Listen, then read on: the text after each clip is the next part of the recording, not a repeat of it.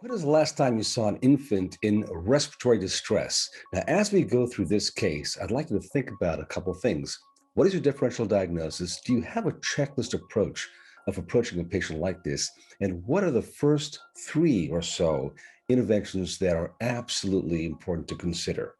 Now, here's the case. This was a 5-month-old male brought in by his parents with increasing shortness of breath. The parents reported normal delivery and no complications at birth. There are no family sick contacts. Immunizations were up to date.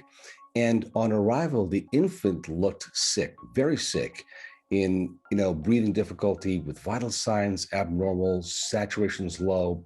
He was restless, extremities appear somewhat poorly perfused, chest wall had retractions. His cardiac exam had allowed mitral regurg murmur.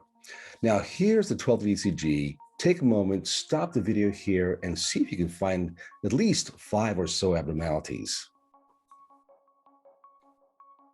Now, the patient also had a chest x-ray done immediately, a portable chest x-ray that showed this. Take a look at this chest x-ray and see if you know what is normal and why this is so abnormal. So in considering a patient like this who comes in with breathing difficulty, low sats, looking ill, what's your differential diagnosis?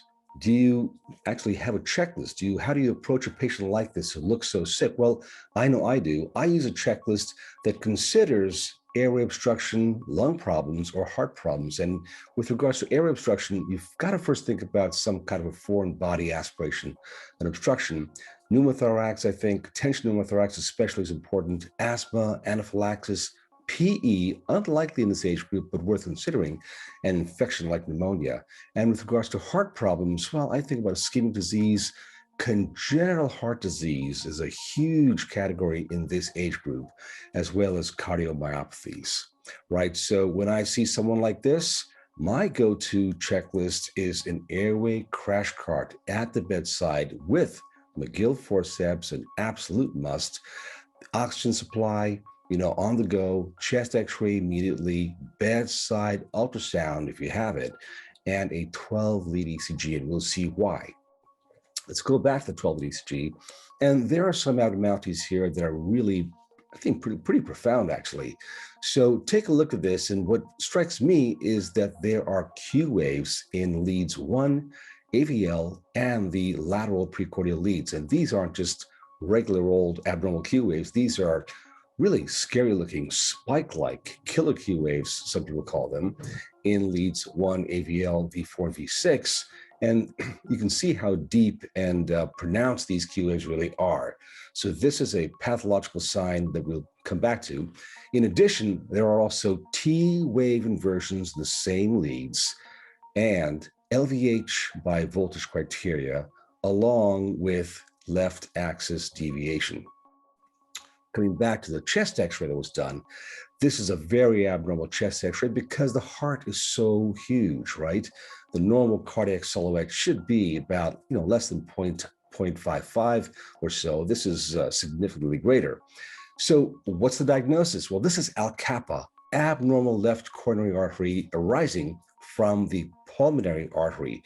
Typically, the left coronary artery arises from the aortic root, but in Al Kappa, the left coronary artery arises from the pulmonary artery instead. And this actually carries deoxygenated blood to the left ventricle.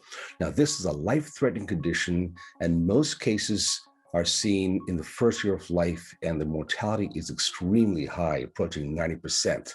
In early stages, high pulmonary pressures allows the left ventricle to be perfused.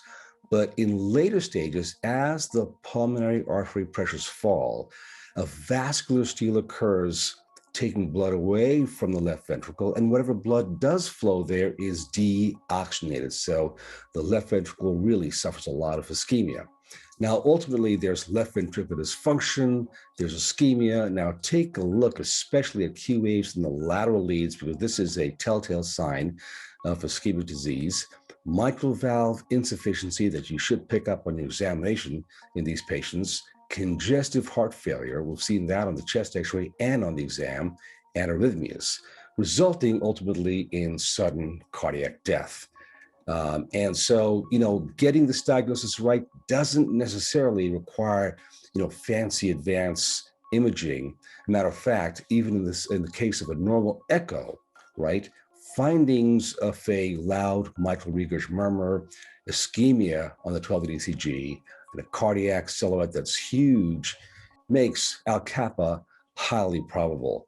And remember, the treatment is surgical, so getting this right, initially is really, really important for these patients. Well, that's it for this week. Thanks so much for joining me. Until next week, this is Sish. Take care.